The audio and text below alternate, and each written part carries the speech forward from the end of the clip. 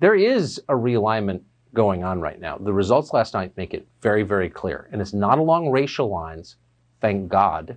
It's along class lines and lines of culture. People who like the country, people who work for a living, they're all on one side, regardless of what they look like. Amen. Well, 4 years ago, all the experts on television were unanimous. Donald Trump was never going to win the presidency. It just wasn't possible. It would violate physics. Here's what they said. This comes on the heels of a number of headlines this week that said, Donald Trump cannot win this election if he wins every single white working class vote in this country. Bannon's campaign is on its way to what could be a landslide defeat. Could we be seeing our first true landslide in a long time? A double-digit landslide. That is Clinton's lead in 4 polls now. The way you've got this now, likely 341 electoral votes for Hillary Clinton. You only need 270 to win. That suggests a blowout. It does at this point. So right now we have Hillary's about a 75 or an 80% favorite. We have different versions of the forecast. Historically, the last candidate to blow a lead this large was in '88. If those numbers remain anything like that, you could be looking at not just a loss, but a blowout. So if you watch TV now, you probably recognize every single person pretty much in the clips we just played. Those clips were from 4 years ago. Everyone was completely wrong. What they said did not come true. The opposite did. So why are they still on television, and why are we still listening to them? Back in election night 2016, Brit Hume of Fox News was one of the very few who got it right. He cited the betting odds. He was derided for that. History vindicated him. Brit Hume joins us tonight. Brit, great to see you.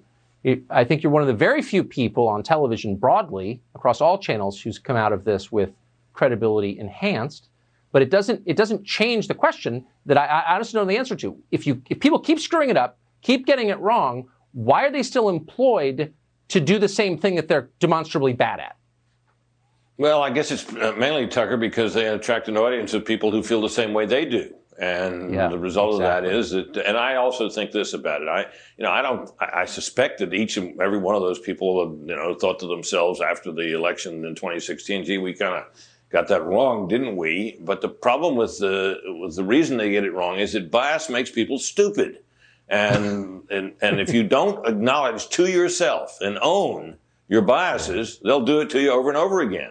And that is what we've seen happen throughout the 4 years since. I mean, the press all believed this Russia collusion tale, and they thought Trump must have done that because of the kind of person they think he is. And he must have done that. And of course, they chased it like a pack of baying hounds and filled up the pages of the New York Times and the Washington Post and other publications, and certainly a number of the broadcast outlets with that stuff for a couple of years, and it ended up a dead end. The editor of the New York Times said that they had oriented their whole news operation to cover that story, and it went nowhere. You'd think that they might have learned something by that. You'd think they might have learned something from the fiasco at the Lincoln Memorial with the Covington High School kids, which they read completely wrong right from the start, and a couple of publications, I guess, have paid settlements to those kids for the libelous stuff they said about them. The list goes on of stories that they get wrong time and time again. Right. And it's been a media fiasco, one media fiasco after another.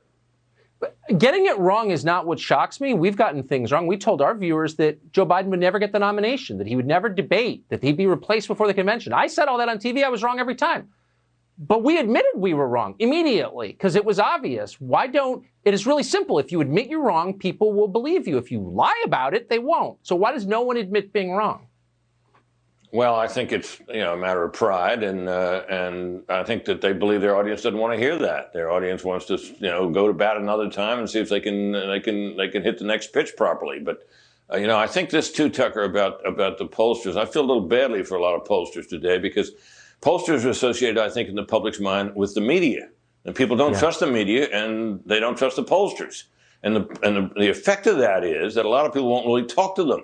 So they have a terrible time getting people that, might support Donald Trump but don't want to say so publicly to talk to them. And the result is you get skewed samples. I mean, this fiasco with the polling last night, and particularly in places like Maine, and even in Wisconsin, which it looks like Biden has won, but by a pretty narrow margin, the Washington Post ABC poll recently had Biden up 17 points. I mean, you talk about wrong. Was there a single poll of the Senate race involving Susan Collins in Maine that had her up in this cycle. I don't think there was a single one. They were all wrong. She won by 9.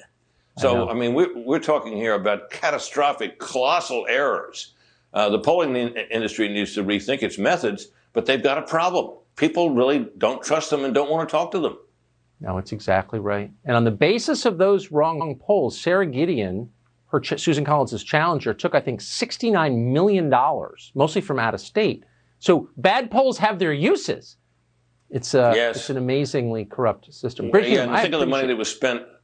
Think of the money that was spent in Kentucky against Mitch McConnell, where they thought they had a chance. The money that was spent in South Carolina against Lindsey Graham. Those guys both won handily. It was a fool's errand, but very expensive.